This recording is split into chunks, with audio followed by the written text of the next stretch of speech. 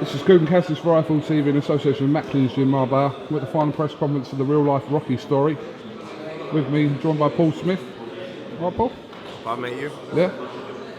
So how do you feel about fighting at Goodison Park? Well, I'm looking forward to it. It's going to be a great show. I'm fighting in a football stadium. At the end of the day, it doesn't matter whether it's Everton or my club's rivals. It's football. This is boxing, and I've got a chance to fight at an open air venue in my city, and it doesn't get much better than that. And I keep saying all the time, I'm not enviable, but I've got a massive amount of admiration for what Bellew's about to go through. You know what I mean? He's topping the bill in his team's ground, in his own city, for the world title. It's unbelievable, and I'm made up for the lads. I think it's going to be some night. I can't wait to see him do the business and be crowned world champion, and it's a nice experience for me to fight on undercards with two brothers as well. I suppose as a boxer who's also a big football fan, it's the pinnacle of what you can do to fight at your home ground. I laugh.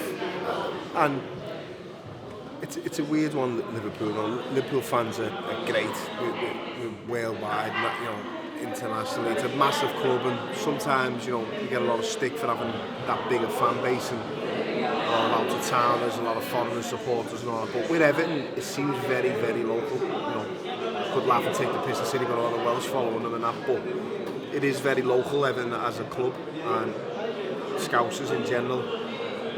It's not a lot of Scousers support Everton. The majority of Everton fans are Scousers.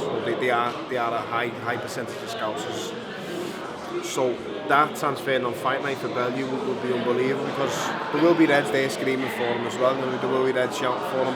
There'll be Blues there for Bellew screaming for Pricey, and myself and Stephen and Callum and the other lads when we're on, the local lads, because I do think the football will probably go out the window until maybe Bellew comes in, as Ed Cars comes on, and that'll remind everyone that he's Everton again.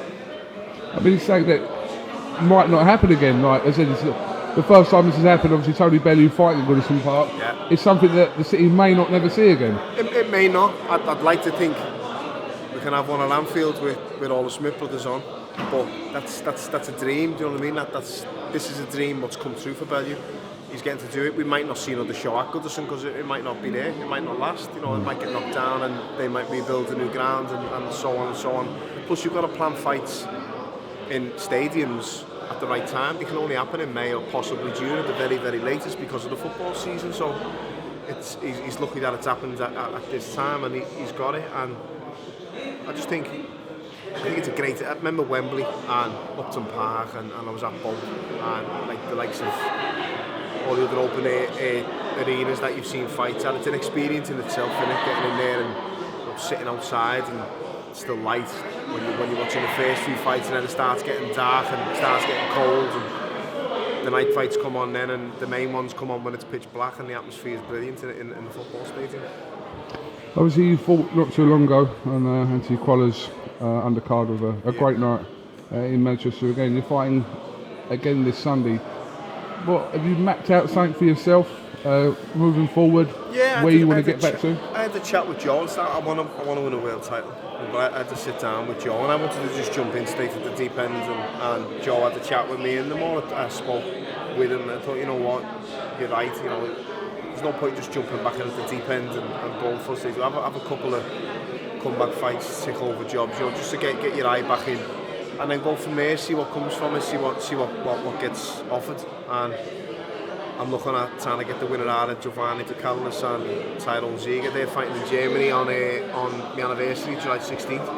So it might be a nice little weekend away from my wife for our anniversary with a little fight thrown in, a little double-edged sword. You know, I said to her the other day, I said, "Do you fancy Berlin for our anniversary?" And she just looked at me and said, "Who's fighting?" Straight away. So she's on to me anyway.